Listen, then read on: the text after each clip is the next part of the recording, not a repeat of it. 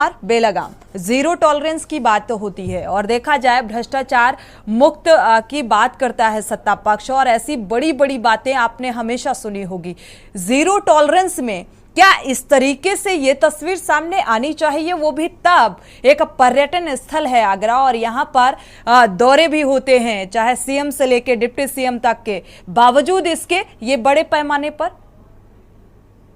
देखिए सोनी, बिल्कुल साफ तौर से आपने कहा कि जीरो टॉलरेंस नीति है। एक बात तय है कि सूबे के मुखिया आदेश देते हैं, बिल्कुल निष्पक्ष कार्रवाई की बात कहते हैं, लेकिन सूबे के मुखिया के आदेश की धज्जियां यहाँ प्रशासनिक अधिकारी उड़ाते हैं। क्योंकि जिसका जीता जागता उदाहरण ये है कि एक और तो स्टेट गवर्नमेंट का जो परिवहन विभाग है वो घाटे में नजर आता है, लेकिन दूसरी ओर एक कहावत कही जाती है कि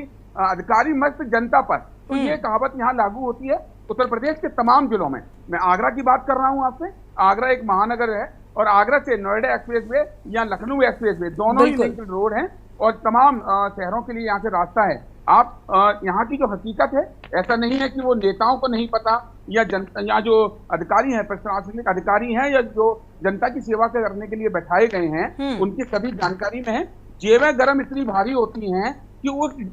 भारी जेबों का वजन इतना है, कार्रवाई नहीं हो सकती। ये बात तय है। बरसों से जो काम चला आ रहा है, चाहे सरकारें चेंज हो गई हो, मुखिया चेंज हो गए हो, लेकिन जो गद्दी पर बैठे हुए जो अधिकारी हैं, जो जिम्मेदार हैं, जो परिवहन विभाग के जो जिम्मेदार लोग हैं, या परिवहन विभाग हो या और तमाम जो विभाग हो, सड़कों पर लगे जाम ये गवाही देते हैं कि हमारी जेबें गर्म है, हम कार्रवाई के नाम पर कुछ नहीं करेंगे। आपने सोनी सिर्फ बस की कहा है और आलम यह है, चाहे कानपुर हो या लखनऊ हो या आगरा हो, वहां जो ऑटो से लेके और तमाम ऐसे ऑटो आते हैं जिनका रेड ऑटो है, वो शहर में नहीं चल सकते हैं, लेकिन ट्रैफिक पुलिस की आशीर्वाद के कारण, परिवहन के विभाग के कारण वो आराम से चलते हैं। जो ठेकेदार उनको पैसा देता है, सबसे बड़ी बात, जैसे हमारे एक भाई जालौन से हैं हमारे साथी, उन्होंने कहा कि ओवरलोडिंग का इतना बड़ा खेल है, लाखों की संख्या में बस और ट्रक चलते हैं,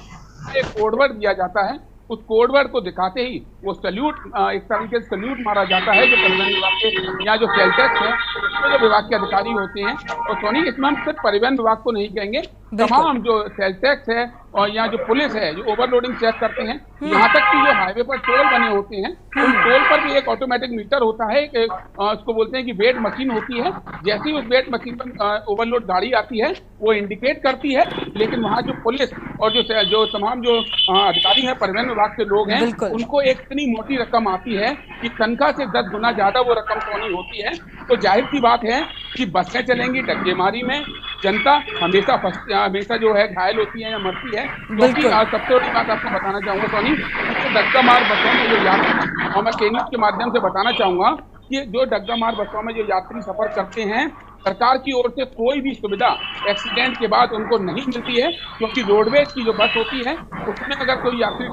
जो सफर करता है, अगर कोई हादसा होता है तो उसमें सरकार की ओर से कहीं ना कहीं मुआवजा मिलता है, लेकिन जो धक्के मार बसें हैं उसका कोई जिम्मेदार नहीं है और वो बसें ऐसे चल रही हैं। तमाम बार के न्यूज़ ने खबरें दिखाई हैं, लेकिन उसके बावजूद भी यातायात नियमों की भी यहाँ पर धज्जियां उड़ती हुई नजर आ रही हैं। अजयेंद्र, अगर देखा जाए तस्वीरें इस बात को बयां करने के लिए काफी हैं, लेकिन लगातार ऐसे मुद्दों को उठाया जाता है और के न्यूज़ प्रमुखता से दिखाता है कि जिम्मेदार के कानों तक ये बात पहुंचे और इस पर कोई ठोस और उचित कार्रवाई की जा सके और इसे रोका जा सके, क्योंकि इससे हादसे भी बढ़ते हुए नजर आ रहे हैं। हमारे साथ हापुड़ से अमन त्यागी संवाददाता जुड़ चुके हैं। अमन त्यागी का रुख कर लेते हैं। हापुड़ की तस्वीर क्या कुछ बयां कर रही है, क्या जमीनी हकीकत नजर आ रही है? ओवरलोडेड अगर वाहनों का जिक्र करें और जो बिना परमिट के वाहन दौड़ते हुए सड़कों पर नजर आते हैं,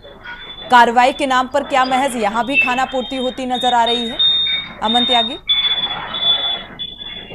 बिल्कुल। देखिए, आपको बता दूं कि एक परिवहन विभाग की बड़ी लापरवाही कि इन डग्गा मार बसों पर